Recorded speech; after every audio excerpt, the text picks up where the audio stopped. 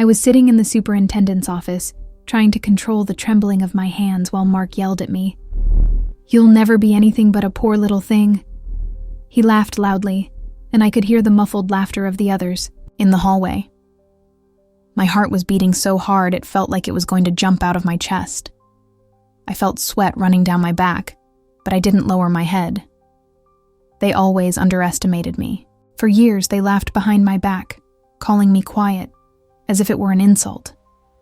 But now, I had something they never expected: power. The contract was signed, and I knew exactly what to do. Mark continued, his voice echoing through the cramped room. "You can't even speak properly, Rachel. Who gave you this absurd idea?" He was too close, invading my space, trying to intimidate me. But something inside me changed. I was no longer the same woman who swallowed every cruel word. I stared into his angry eyes and smiled, a calm smile, full of secrets. "You'll see," I murmured softly, almost to myself. No one heard, but I knew. They were going to learn the hard way never to underestimate someone quiet. Subscribe to the channel to follow my journey of silent revenge and find out how I turned humiliation into absolute power. I guarantee you won't want to miss the shocking ending. I'm Rachel, and if there's one thing I've learned in life, it's that people will always try to put you in a box. I was the quiet girl of Footscray, the one no one noticed, but everyone judged. Mark, for example, is the typical bully of the building. A big man with tattooed arms and a voice that echoes through the hallways like thunder. He loves being the center of attention, even if it's at the expense of others. Always yelling about anything, from the loud noise in the third-floor apartment to the fact that I never attend neighborhood parties.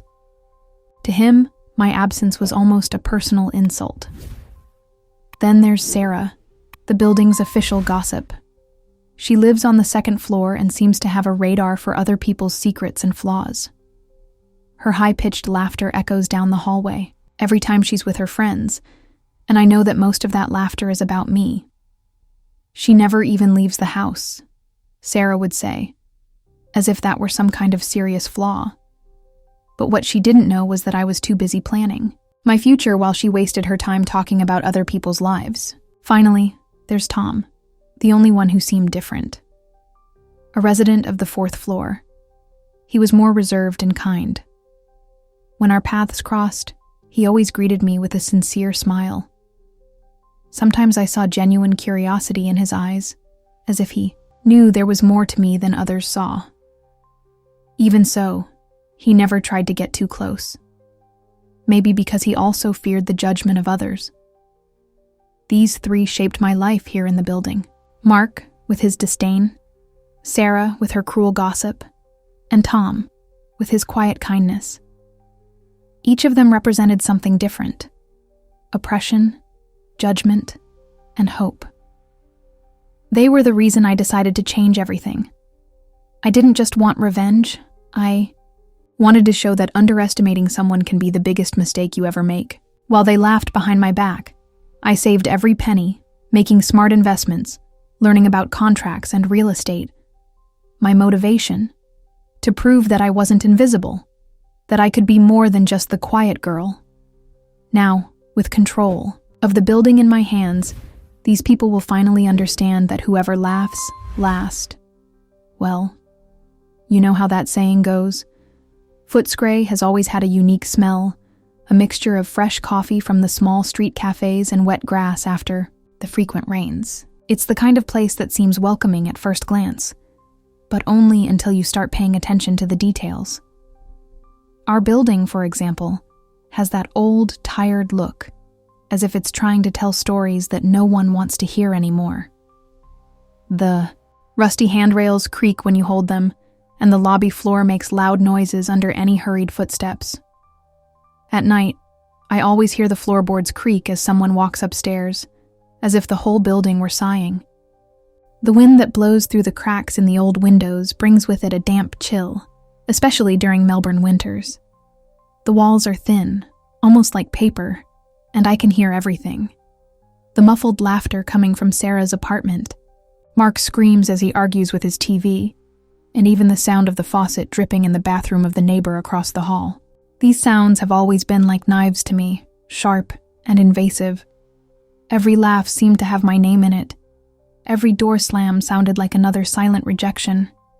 But there are also moments when the environment seems alive in a different way. In the morning, the sun shines through the thin curtains in my bedroom, casting dancing shadows on the faded walls. The aroma of freshly baked bread from the bakery next door wafts into my kitchen, and for a few seconds, it's as if the world is kind again. Even the creaking of the wooden stairs can be comforting at times. A reminder that I'm still here, standing firm, even if everyone else thinks otherwise. However, no matter how peaceful the place seems on the surface, there is always tension, hanging in the air. A heavy feeling, like storm clouds about to break. I feel it every time I pass the other residents in the hallway. They glance at me, but their eyes say it all. You don't matter. But now, with control of the building in my hands, that atmosphere is changing. I still feel the weight of the place, but now it seems different, as if the walls have finally started to listen to me. It all started with laughter. Laughter that echoed through the hallways of the building whenever I walked by. At first, I tried to ignore it. She's so quiet, they said. It's like she doesn't even exist. Each word was like a stone thrown into the still waters of my life, creating waves of pain that I swallowed in silence. But it was more than that. It wasn't just the words, but the tone. The way Sarah tilted her head back when she laughed, as if it were something too funny to contain. Or how Mark looked down on me, as if I were too small to occupy space in his world. The conflict began when I realized they would never change. Not on their own, at least. I could have stayed quiet forever, accepting my invisible role while they continued their loud, self-centered lives. But something inside me refused to accept it. Maybe it was that day I heard Sarah whispering about me in the elevator. Poor thing, she can't even speak properly. Her friend replied, laughing. She probably doesn't even leave the house on weekends. At that moment, I felt something warm rise up my spine. It was anger, not the explosive anger of someone who screams and cries, but something cold and calculated. A decision. I decided I was going to change. Not just for myself, but because I wanted to prove them wrong. I started slowly, saving every penny of my modest salary. I invested in books on finance, learning everything I could about real estate and the financial market. At night, while others watched TV or went out drinking, I studied spreadsheets and made calls to brokers. Little by little, my savings began to grow, and with them, my confidence. I knew I was building something big, but I still kept it all a secret. They didn't need to know. But the real turning point came when I found out that the building where we lived was for sale. It was like a sign. Finally, I had a real chance to do something monumental. I spent weeks analyzing documents, negotiating with lawyers and banks, until I was able to close the deal. I bought the entire building without saying a word to my neighbors. When the official notice arrived in their mailboxes, the silence that followed was deafening.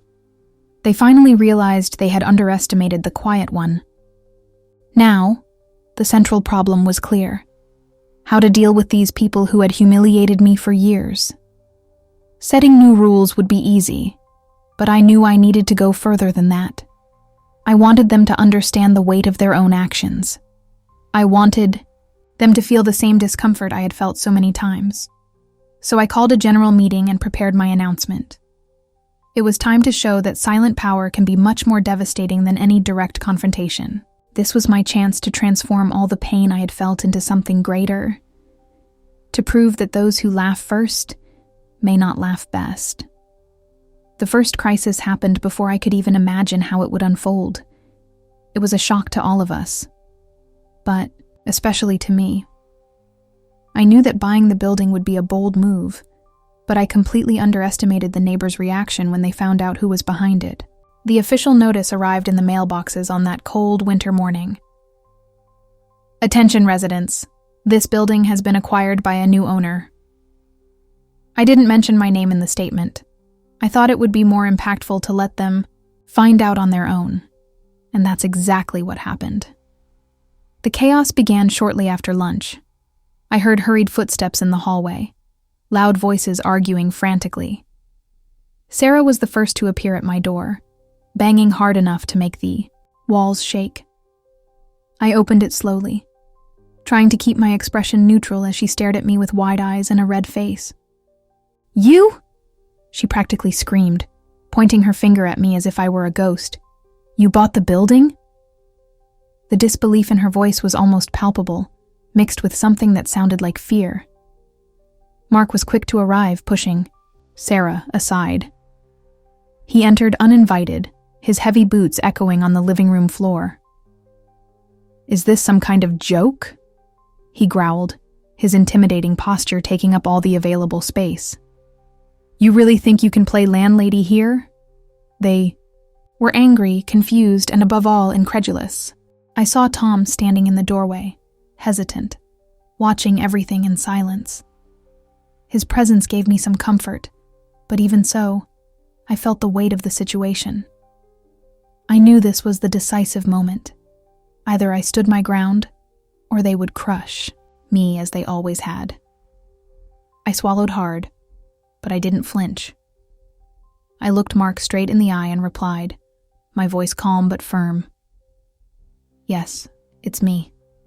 And now this place has new rules." It was like throwing gasoline on a fire. Sarah started babbling nonstop, asking things like, "But how did you get that? And you don't even leave this house." Mark snorted at every word I said, pacing, back and forth like a caged lion. He was trying to intimidate me, but I was no longer the same woman who used to stay quiet in the face of his aggressive behavior. I felt my heart pounding, but I didn't back down. For the first time, I had something they wanted: control. In the midst of the confusion, I decided to lay my cards on the table. I explained that the new rules included increases in maintenance, fees, mandatory renovations, and of course, an end to the loud parties that had always dominated the building. Every word I said was like a direct blow to their egos. Sarah shook her head, denying everything, while Mark laughed dismissively, as if he thought I had no authority to do this. But Tom surprisingly intervened. "Maybe it's time we heard what she has to say," he said, his voice calm but firm. It was enough to silence the others momentarily. Even so, the initial confrontation left its mark. For days, the atmosphere in the building was tense. Every glance that crossed my path seemed to carry an implicit judgment. I heard whispers in the hallways, nervous laughter, and even some veiled threats. "She'll regret this," I heard someone say. I knew it wouldn't be easy. They weren't just going to accept that the quiet girl was now the one in charge. But I also knew I had to face this crisis head on. If I backed down now, everything I had built over the years would be destroyed. That first crisis taught me something important. Power isn't just about having control over others, but also over yourself. I could feel the weight of their words, the venom in their glances, but I chose not to give in. Instead, I used their anger against them. I posted clear notices in common areas, detailing the new policies and giving everyone a short deadline to adapt. I knew it would only increase the tension, but it was necessary. They needed to understand that I was no longer the invisible woman they could ignore. Still, that crisis made me realize that the road ahead would be long and full of pitfalls. They weren't going to give up so easily. In the days following my announcement, the building seemed to enter a kind of limbo. The initial storm had passed, but the air was still thick with tension. Surprisingly, people began to obey the new rules, at least on the surface. The hallways grew quieter, the loud parties stopped, and even Mark seemed to have let his guard. down.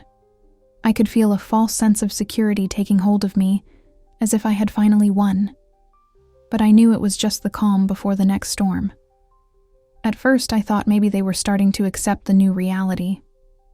Sarah stopped giving me that sarcastic smile whenever we crossed paths in the elevator. Instead, she kept her eyes down, muttering a quick hi before disappearing. Mark, on the other hand, seemed to have adopted a more restrained demeanor. He no longer yelled down the hallways or slammed doors like he used to. Even Tom seemed relieved, as if he thought I had brought some order to the usual chaos of the place. For a brief moment, I felt something I never expected: respect. But then, small signs began to emerge, subtle details that made me question whether that apparent tranquility was genuine. I noticed notes stuck in common areas, handwritten with phrases like, "This management is ridiculous," or "Who does this woman think she is?" They were anonymous, of course, but I knew exactly who was behind them. One night, as I was returning home after buying groceries, I found a poster pinned to the door of the building. "The quiet one is now the dictator." The words were written in large letters, almost as if deliberately intended to provoke me. It hit me harder than I wanted to admit. I spent the night awake, wondering if I had gone too far. Maybe they were right to call me a dictator. But then, I remembered all the times I had laughed at myself behind their backs, all the years they had underestimated me. No, I wasn't going to back down now. I decided to ignore the notes and stick to my decisions. If they wanted to create discord, I wouldn't give them the satisfaction of seeing me falter. However, the most unexpected blow came when I received an official letter in the mail. It was from a lawyer representing some of the residents. They were questioning the legality of the new rules and demanding a formal meeting to discuss the terms. At first, I thought it was just a ploy to intimidate me, but upon reading the letter again, I realized that something more serious was going on. They had found a loophole in the contract that could put everything at risk. That's when I understood the fight was far from over. That brief sense of victory was just an illusion. They were organizing, planning their next move. The temporary silence was not a surrender, but a strategic retreat. They knew they needed something bigger to take me down, and now they were willing to use every resource at their disposal. Despite the growing fear inside me, I decided not to show weakness. I hired my own lawyer to review the contract and make sure everything was flawless. I also called another general meeting, this time to make it clear that I would not back down. When I entered the room, I saw their tense faces and realized that the battle was about to escalate to another level. That momentary peace had been just a trap, and now I needed to be prepared to face what was coming next. The second crisis happened during the meeting I called to clear things up. I knew it would be a direct confrontation, but I wasn't prepared for the level of hostility I would face. When I entered the building's community room, I immediately sensed that something was different. The air felt heavier, charged with an almost palpable energy of revolt. The chairs were arranged in a circle, but no one really wanted to sit down. Sarah stood with her arms crossed near the window, her eyes following me like fire. Mark stood in the center of the room, his boots tapping the floor as he paced back and forth. Tom, on the other hand, looked uncomfortable, sitting in one of the chairs in the corner, avoiding eye contact with anyone. "Let's get this over with," Mark snapped as soon as I closed the door behind me. His voice was sharp, full of sarcasm and impatience. "Or are you just going to stand there like you always do?" He laughed loudly, but I could tell his laughter sounded forced, as if he were trying to mask his fear. Fear of losing control. Fear that I really had power over them. I took a deep breath, keeping my posture steady. I knew I had to start strong before they took control of the situation. "I'm here because some people don't seem to understand that the rules have changed," I began, my voice calm but firm. "This building now has an owner, and that owner is me." Those words hit like a bomb. Sarah snorted dramatically, shaking her head. "As if anyone would take you seriously," she muttered. loud enough for everyone to hear. Other residents began to murmur as well, agreeing with her. It was as if they had rehearsed that reaction, determined to unsettle me. But I wasn't going to back down. I opened my briefcase and took out copies of the legal documents, the purchase agreement, renovation permits, and even an official letter from my lawyer confirming that everything was above board. I laid each document on the center table, making it clear that there was no room for questioning. I didn't ask permission to buy this place, I continued, my voice rising slightly. And I won't take orders from you now. That's when the situation escalated. Mark grabbed the papers from the table and threw them on the floor with force. You think you can come here and change everything because you learned a few investment tricks, he shouted, his face red with anger. You don't even know this neighborhood, Rachel. You're just a stranger trying to play landlady. It hit me like a punch in the stomach. Not because of his aggression, but because he was touching on something I sometimes questioned myself. Did I really belong there? But then I saw Tom slowly get up. He looked at Mark and said in a calm but firm tone, "She bought the building, legally. That makes her the owner, whether we like it or not." The room fell silent for a moment, as if everyone was processing those words. However, the relief was short-lived. Soon after, other residents began to speak at the same time, raising nonsensical questions and making unfounded accusations. Someone mentioned that the new fees were abusive. Another said that the mandatory renovations were completely absurd. It was as if they were trying to overwhelm me with so many complaints that I would simply give up. But I knew what was at stake. If I bowed my head now, I would never have respect again. I decided to deliver a final blow.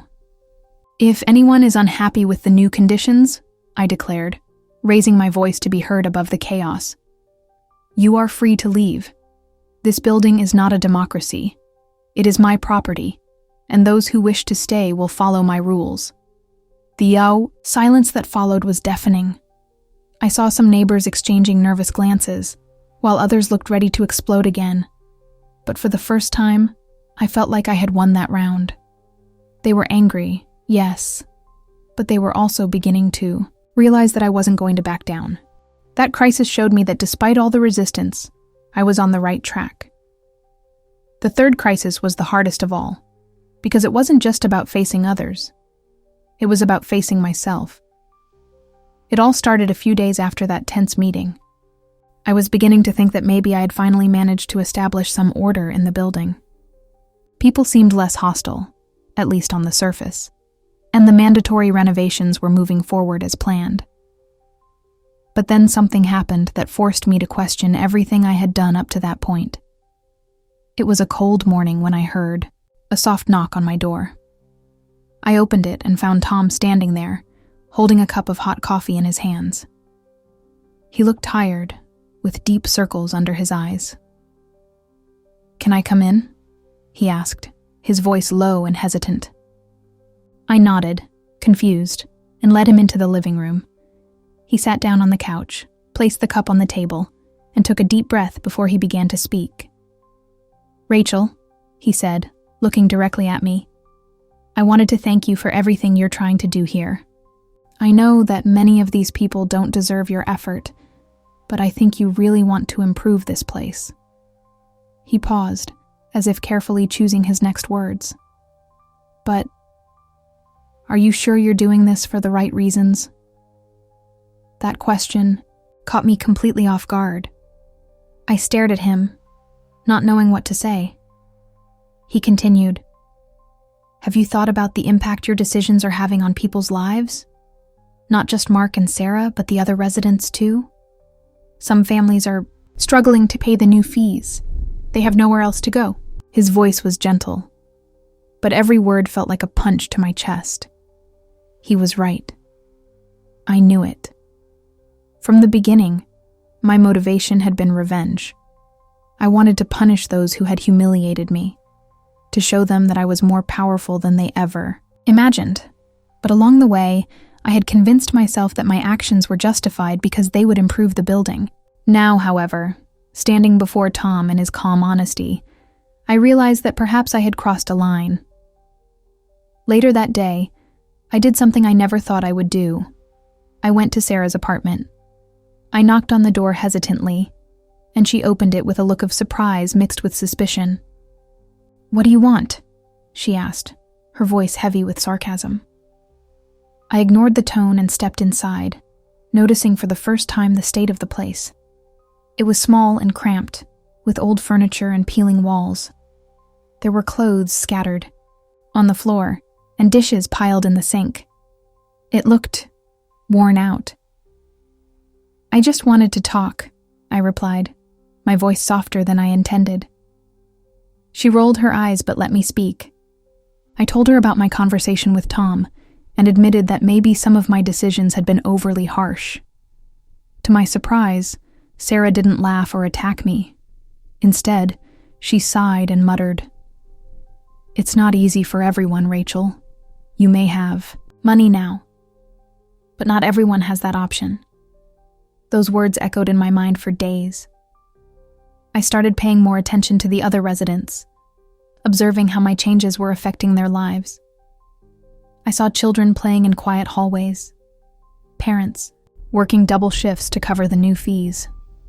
And for the first time, I wondered if I had gone too far. Then came the moral dilemma.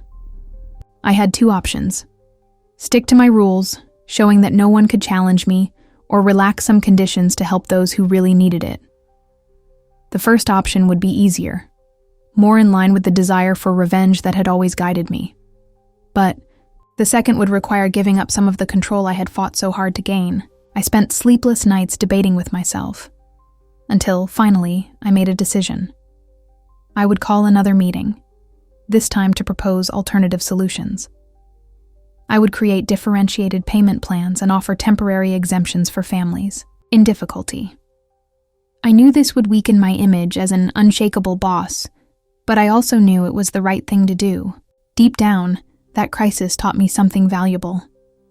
True power does not come from dominating others, but from recognizing our own mistakes and acting with compassion. The fourth crisis came like a punch in the stomach, quick and brutal, without warning. I was just beginning to implement the changes I had decided on after my moral dilemma. New payment terms, temporary exemptions for families in need, even a small meeting with some residents to explain my intentions more clearly. But before I could breathe a sigh of relief, the building was engulfed in a new wave of chaos, even more intense than anything I had ever faced before. It started with a rumor. A rumor spread subtly through the hallways, whispered in low, nervous voices. "She's going to evict everyone." I don't know who started it, but it didn't take long for the story to spread like wildfire. Within hours, the neighbors were gathered again in the community room, demanding answers. The tension was palpable, as if the air was charged with electricity. They looked at me as if I were a monster about to swallow their entire lives. "Are you kicking us out?" Sarah shouted as soon as I entered the room, her voice trembling with anger and fear. She was clutching a crumpled piece of paper in her hands, something that looked like an official statement. But it wasn't anything I had sent. It was fake, a crude fabrication with my name forged at the bottom. "This says you want everyone out by the end of the month." My heart raced as I tried to process what was happening. I took the paper from her hands and scanned it quickly. It was awful, riddled with grammatical errors and obvious inconsistencies. But to them, that didn't matter. All they saw was my name at the bottom of the page. Mark, who was standing next to Sarah, snorted in disdain. "I knew she would do this," he growled, pointing his finger at me as if I were guilty of some unforgivable crime. "That woman never wanted to improve this place. She just wants to own everything." Chaos erupted in the room. People started shouting, some crying, others accusing me of things I never even thought of doing. I saw Tom trying to get closer, but he was being pushed aside by the angry crowd. I felt like I was caught in a storm, being hit by waves of hostility that I couldn't control. They were afraid, afraid of losing their homes, their lives, everything they knew. And in the middle of it all, I was the face of the enemy. I knew I had to act fast.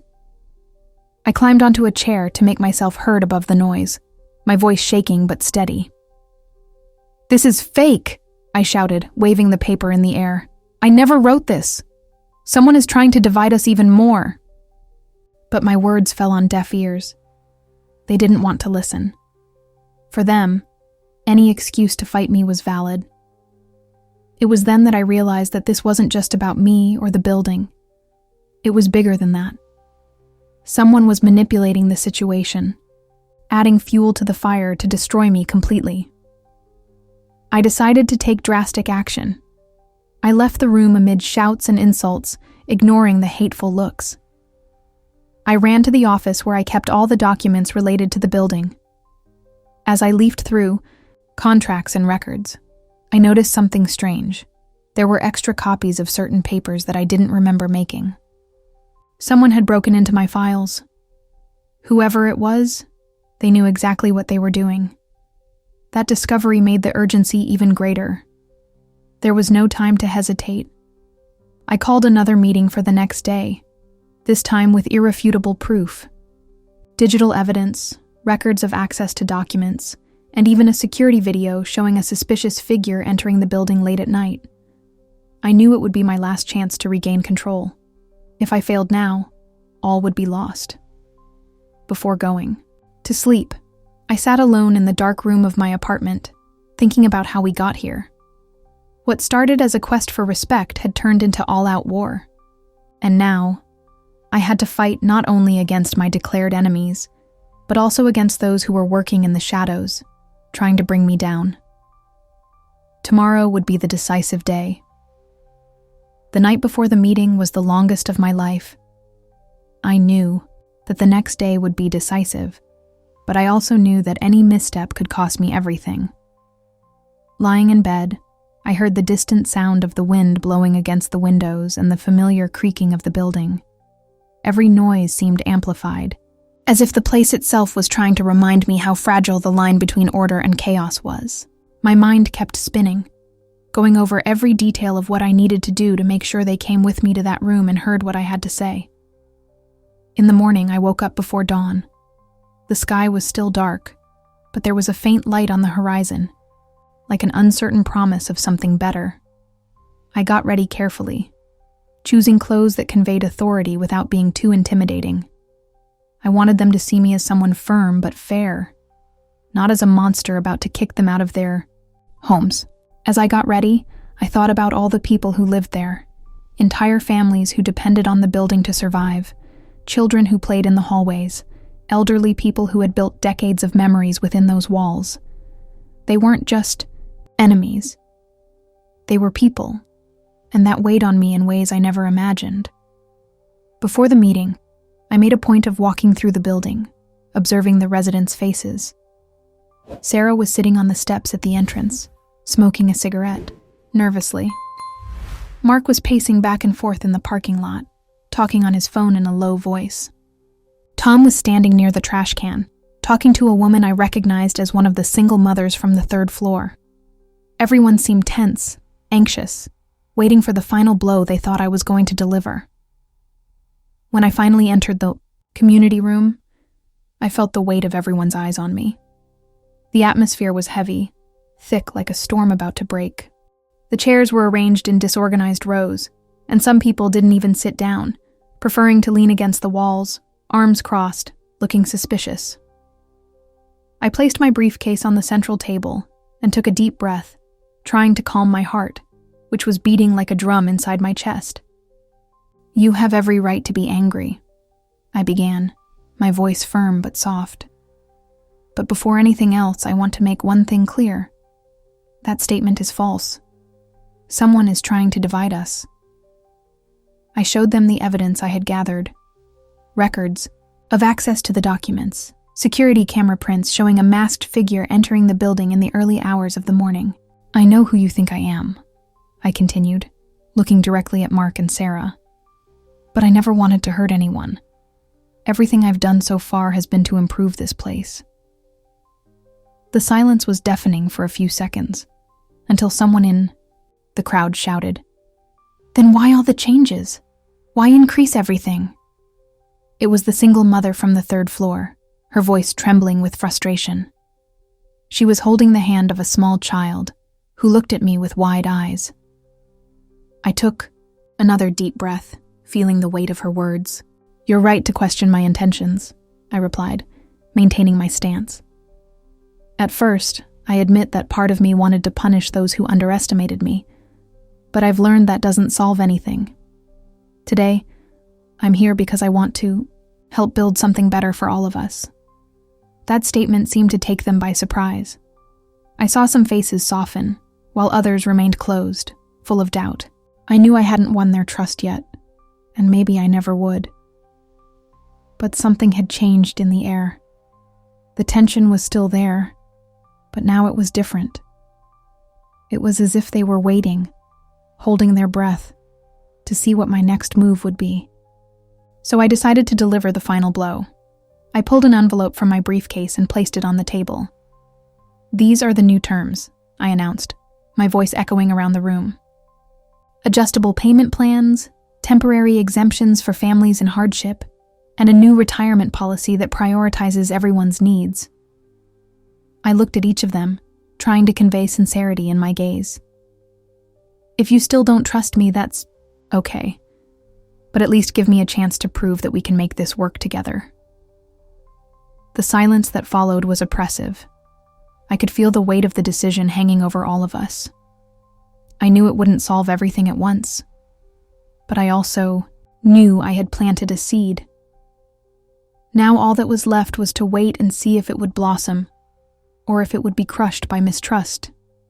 Subscribe to the channel to follow the outcome of this intense story and find out how Rachel will face the final confrontation that will decide the fate of everyone in the building. I guarantee, the climax will leave you breathless. The silence that followed my proposal was so heavy that it seemed to suffocate the air in the room. Everyone was motionless, like figures frozen in a painting.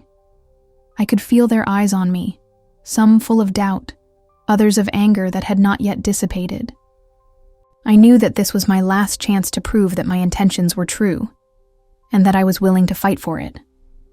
That's when Mark stepped forward, his large body blocking some of the light coming in through the window.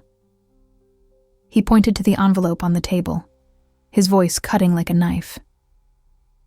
"You think a few nice words are going to make us forget everything? You've done. You invaded our lives, changed the rules, humiliated us." He was almost shouting now, his words echoing off the walls of the community room. "It doesn't matter what's written on that piece of paper, Rachel. You're the problem. Here." The room exploded in murmurs of agreement. Sarah nodded vigorously, while other residents began to whisper among themselves, raising issues I had already answered, but which they insisted on repeating as if they were weapons against me. I felt my heart pounding in my chest, but I forced myself to remain calm. I couldn't back down now. "Mark's right," said Tom, surprising everyone by standing up. He walked to the front of the room, standing next to Mark, but his eyes were fixed on me. "You've done things that have hurt a lot of people, Rachel. But," he paused dramatically, and everyone in the room held their breath, "I also believe you can be better than this. What we need now are not promises, but actions." Those words fell like a stone into the choppy waters of the room. I saw Mark frown, clearly annoyed that Tom wasn't on his side. Sarah snorted softly, but remained silent. Other residents exchanged nervous glances, as if weighing whether or not to trust what Tom was saying. I decided to seize the opportunity. "You want action?" I asked, raising my voice to be heard above the murmurs. "Then let's start now. Here are the new conditions." I opened the envelope and took out the papers, placing them on the table. Each family will have a week to review these proposals and discuss any concerns directly with me. What's more, I'm going to create a residence committee to oversee the renovations and ensure that all decisions are fair. I want you to have a voice in this. The room fell silent again, but this time it was different. It was as if they were processing what I was offering. Then the single mother from the 3rd floor, the one who had questioned my intentions earlier, stood up hesitantly. She was holding her young daughter's hand, but her gaze was steady. "What if this is just another ploy to fool us?" she asked, her voice trembling with emotion. "How can we know you'll follow through on what you're saying?" That question hung in the air, heavy with mistrust. I knew I needed to give them something more, something that would prove I was serious. I took a deep breath and looked directly at her. "Because I'm willing to give up something I value very much," I replied, my voice firm but gentle. "If anyone here feels that the new conditions are not being met, they can vote to remove my decisions. I give up total control. But I need you to be willing to cooperate as well." That left everyone speechless. Even Mark looked surprised, though he tried to hide it. Sarah frowned but remained silent. The entire room seemed suspended in limbo, as if they were waiting for me to take another misstep. Then came the final blow. "If anyone still doesn't trust me," I continued, my voice now louder, more determined, "I'll give you a reason to trust me. Today I'm going to open my financial records for the building for everyone to see. Everything. Every penny spent. Every decision made. If I've lied about anything, you can kick me out of here yourself." The tension in the room was unbearable. I saw faces changing, doubts being replaced by curiosity and, in some cases, reluctant respect. It was Tom who broke the silence. "That's fair," he said, looking at the others. "She's giving us control. What we decide now will define the future of this place." It was as if a dam had been broken. People began to speak, some still, hesitant, others more animated. I saw hands go up, questions being asked. For the first time, I felt that maybe, just maybe, I could really change things. But I knew the confrontation wasn't over. There were still enemies in the shadows, someone who had planted that fake statement and was trying to destroy me. And as I looked at the faces in the room, I realized that the real challenge was yet to come. As the people in the room discussed the new conditions and the residents' committee, something strange happened. I heard a noise coming from the entrance of the building, rapid footsteps echoing down the hallway. Everyone turned at the same time, surprised by the interruption. The door to the community room swung open abruptly, and a man I had never seen before entered, holding a black briefcase in his hands. He looked nervous but determined. "Who are you?" Mark asked, his tone aggressive as always. The man hesitated, for a moment before answering. "My name is David Harper," he said, his voice firm despite the tense atmosphere. "I am a lawyer representing the interests of some residents." He looked directly at me, his eyes serious. "And I am here to inform you that there is an ongoing investigation into the purchase of this building." The room erupted in murmurs again. I felt my heart sink in my chest. This couldn't be happening. I knew all my actions had been legal, but now there was another threat looming over me. Before I could say anything, David continued. "Some documents have been submitted questioning the transparency of the deal. There are indications that there were irregularities in the contract clauses." Those words hit me like a ton of bricks. I saw Sarah cross her arms with a triumphant smile on her face, while Mark muttered something like, "I knew this was going to happen." Even Tom looked confused, looking at me as if waiting for an explanation. But the twist came when David opened his briefcase and took out an official document. "However," he said, pausing dramatically, "these same documents show that the person who questioned the purchase was also responsible for the false statement." The silence that followed was absolute. Everyone in the room looked at David, shocked. "What?" asked Sarah, her voice almost a whisper. David looked at her and replied, "Yes. The records indicate that the false statement was created and distributed by someone inside this building. Someone who wanted to incite panic and destabilize the situation. Then he did something unexpected. He turned to Mark and handed him the document. "And it appears that this evidence is linked to you, Mr. Thompson." Mark turned white as a ghost. He stammered something incoherent, trying to deny it. But it was too late. The entire room was in shock. I saw Sarah recoil in horror as other residents began to confront him. "You did this?" asked a woman from the back, her voice filled with rage. "You turned us against her for nothing?" Mark tried to defend himself, but his words sounded hollow. "That's a lie," he shouted. But no one else seemed to believe him. That's when I realized the real enemy wasn't me, it was him. In that moment, everything changed. People started looking at me differently, not as a villain, but as someone who had been manipulated just like them. Sarah muttered a quiet apology as she left the room, and even Tom came over to me, placing a comforting hand on my shoulder. "You did what you had to do," he said, his voice soft. "Now let's fix this together." It was a twist I could never have predicted, but there was still a long road ahead. With Mark exposed and the investigation moving forward, I knew I would need to prove my innocence completely. And more importantly, I would need to rebuild the trust I had worked so hard to earn. Subscribe to the channel to follow the exciting conclusion of this story, and find out how Rachel will deal with the consequences of this bombshell revelation. You won't want to miss the final chapter. That night was the quietest I had ever experienced in the building. After David's revelation and Mark's exposure as the real manipulator, things seemed to have entered a kind of collective pause. People returned to their apartments, some still in shock, others clearly embarrassed for having judged me so quickly. But I couldn't sleep. Sitting alone in my living room with a cup of tea growing cold in my hands, I found myself reflecting on everything that had happened. At first, my motivation for buying the building was simple: revenge. I wanted to prove that they were wrong to underestimate me, to treat me like I was invisible.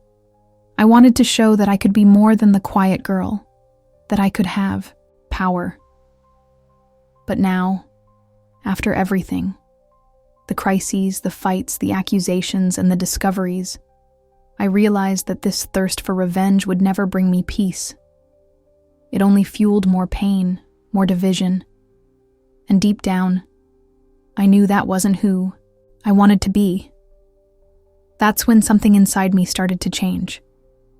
The turnaround with Mark not only exposed his manipulation, it also forced me to look at myself differently. I didn't need to punish anyone to feel strong or respected. On the contrary, my strength lay in facing challenges without losing my essence. Yes, I had made mistakes. My initial decisions were harsh, sometimes even cruel.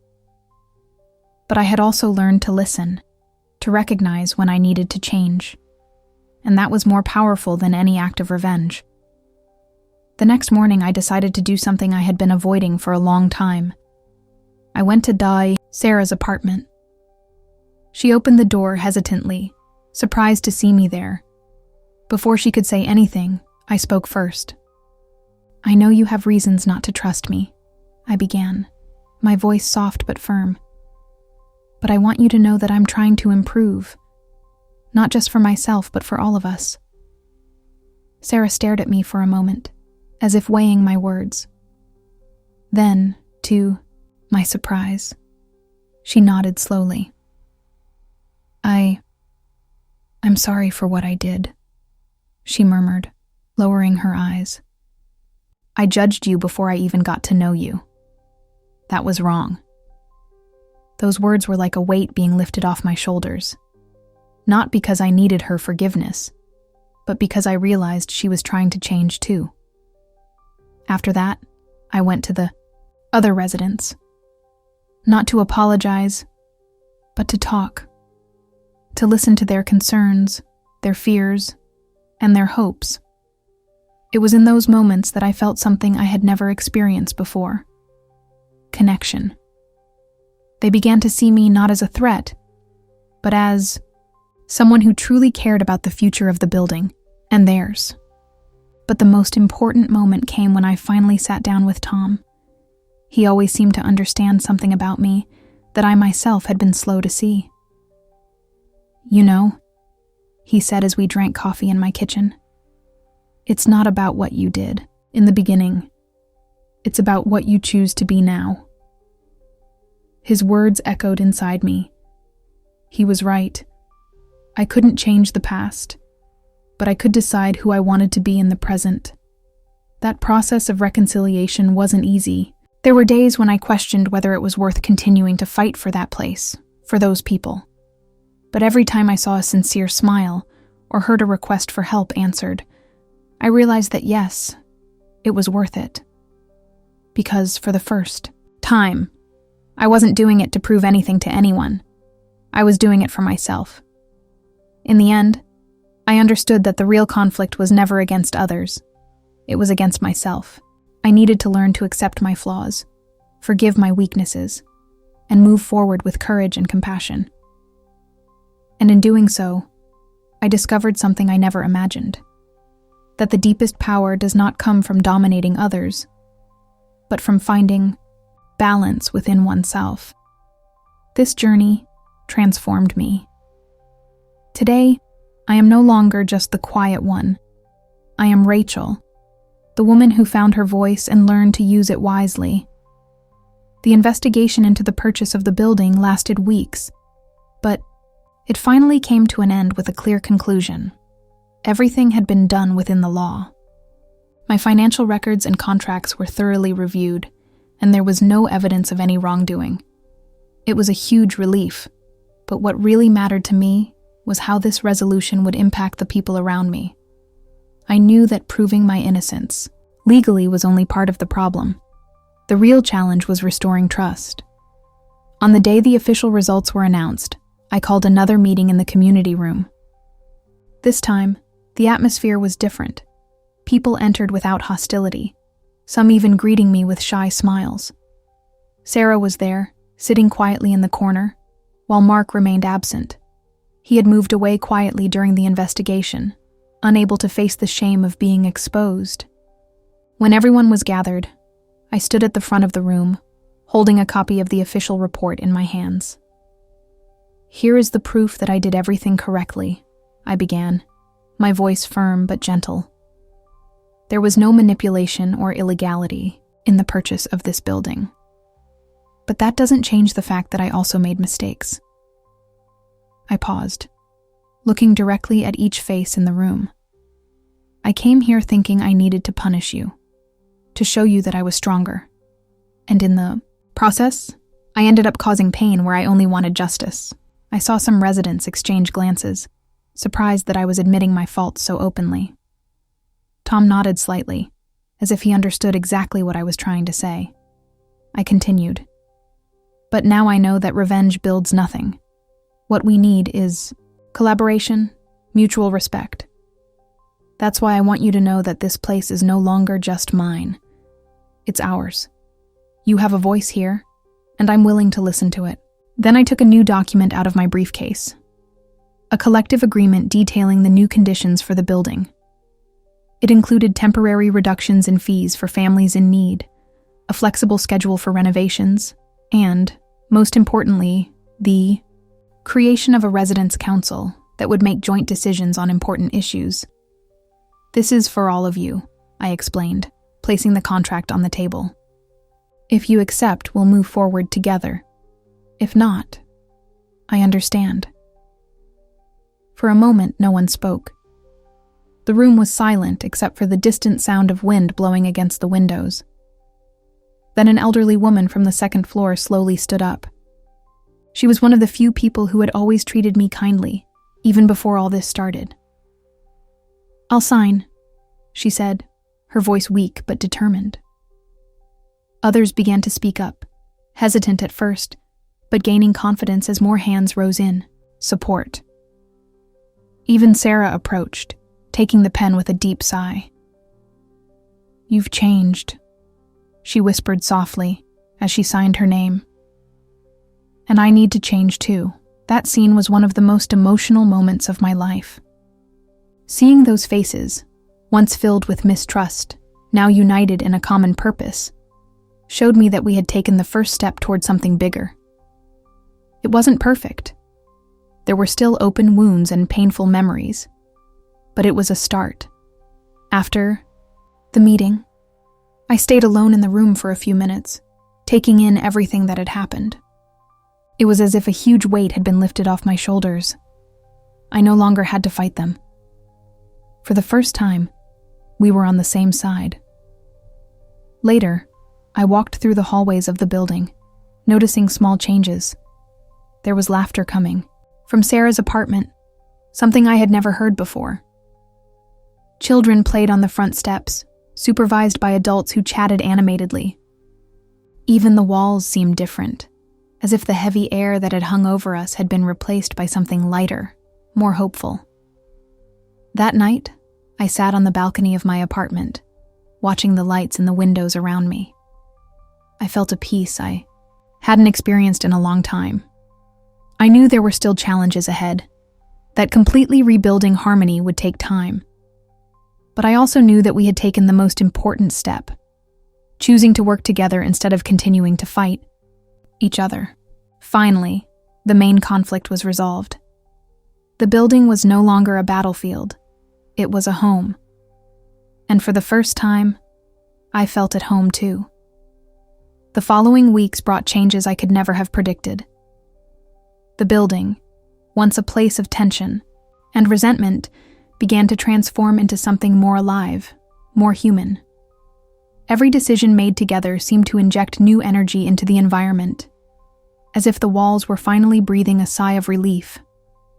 And the characters in this story, those who challenged me, judged me, and eventually accepted me, also underwent profound transformations. Sarah was one of the biggest surprises. After the new collective agreement was signed, she began to actively participate in the residents' council. At first, I thought it was just an attempt to repair her image, but I soon realized there was something more. She stopped gossiping in the hallways, replacing her sarcastic conversations with constructive dialogue. Once, while we were organizing a small community party in the garden, she came up to me, holding 2 cups of tea. "I never really apologized," she said hesitantly, "but I want you to know that I've learned a lot from all this. You're not the same person I thought you were at first, and I'm trying to improve too."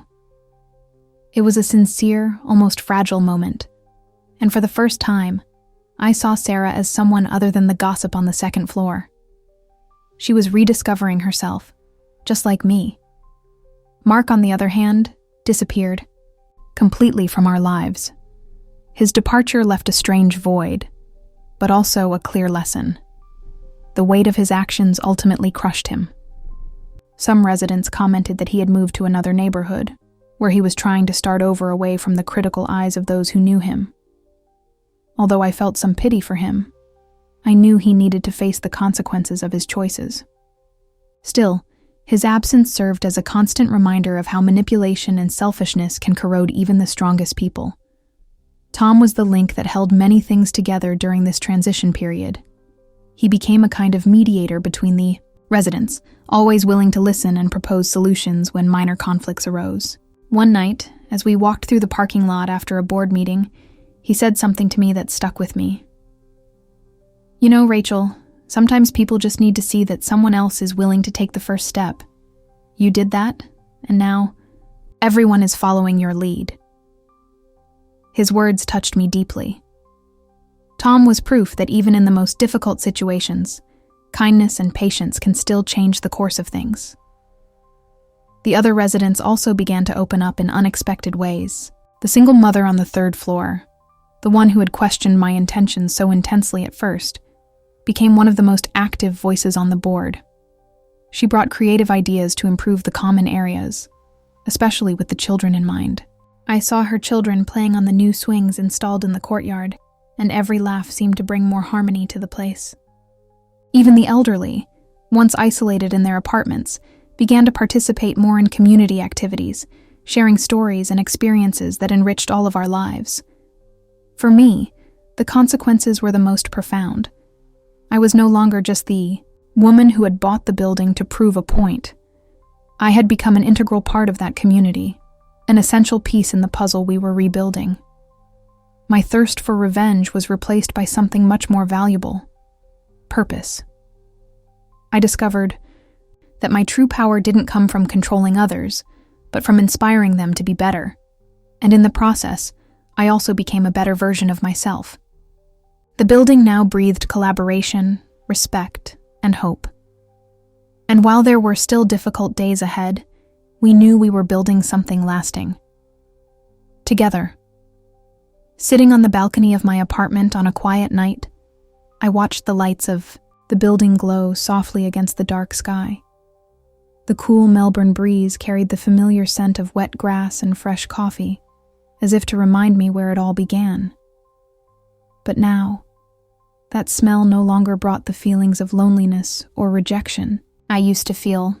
Today, it was a reminder that even the oldest, most worn-out places can be renewed, just like people. This journey has taught me something profound about power, respect, and transformation. At first, I thought power came from dominating others, from proving I was stronger or smarter. I wanted to punish those who underestimated me, to show that I wasn't invisible. But I discovered that true power lies elsewhere, in recognizing our own flaws and choosing to grow despite them. It wasn't easy to admit that my initial actions were driven by revenge. But in doing so, I freed something inside me. I freed the ability to forgive, both others and myself. The central theme of this story isn't just about winning or defeating others. It's about how mutual respect is built, brick by brick, through conscious choices. I learned that there's no point in forcing people to respect you. You have to earn it by showing them who you really are. When I let go of absolute control and gave the residents a voice, I realized I was creating something much bigger than I could have done alone.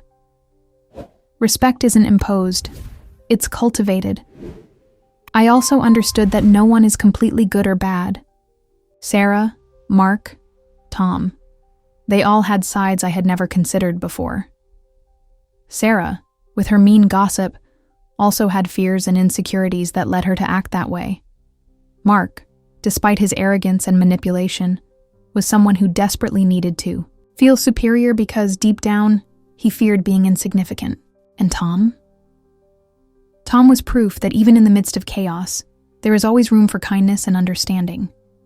Each person carries invisible baggage, and often their behaviors are a reflection of that. Realizing this changed the way I see the world. Another important aspect of this story is the idea of community.